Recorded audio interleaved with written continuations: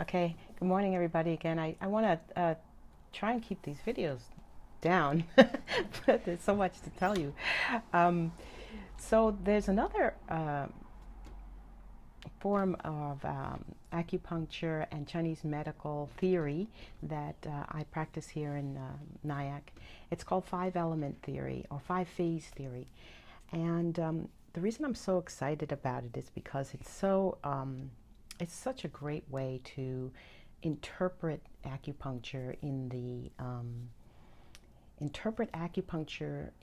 the patient in a way that helps them understand the, shall we call it, the psychology behind their symptoms.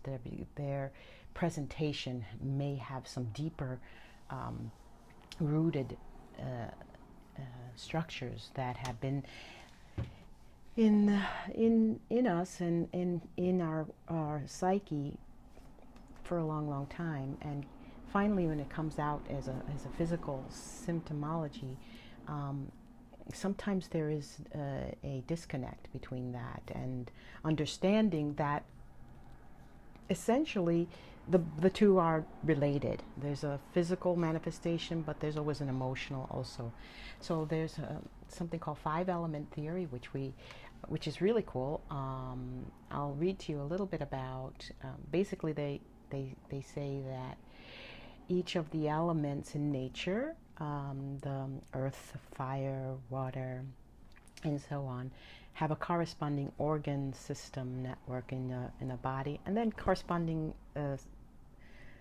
to many things that they've mapped out. This is a 5,000, probably more year old study, as is most of Oriental medicine. And what's cool about it is that you can see that there is definitely a correlation between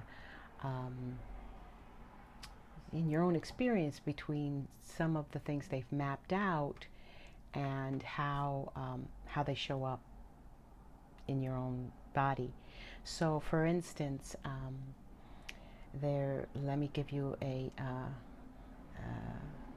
example.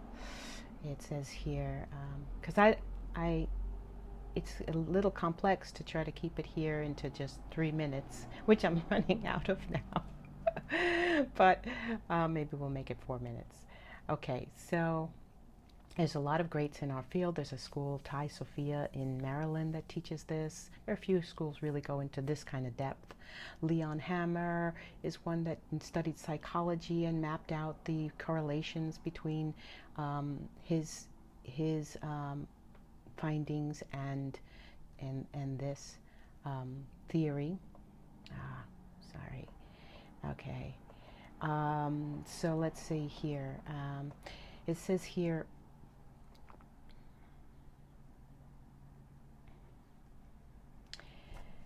five elements affect the energies that control physical as well as emotional and behavioral conditions of the body and mind. Wood is the element of the liver and gallbladder. When its energies are blocked, normal assertion becomes anger and hate. Fire is the element involved in the heart, small intestine, and the arteries, and joy is the emotion there. Earth, the most important element, controls the spleen, pancreas, and stomach, and influences sympathy or worry, or one's relationship to the world around him. This is actually Dr. Hammer's interpretation. I'm reading a little article about him. And metal, the other element, controls the lungs and colon and is manifested by grief. And water, the last element, is the element for the kidneys, bladder, and adrenal glands and produces fear. And by sticking needles or putting pins into the 18 meridians related to these elements or organs, an acupuncturist brings about the release and reordering of energy. Pretty cool. And there's more to it. It's very neat. So more to come, or come visit me at Nyack acupuncture.com, and we'll talk more about that in the future.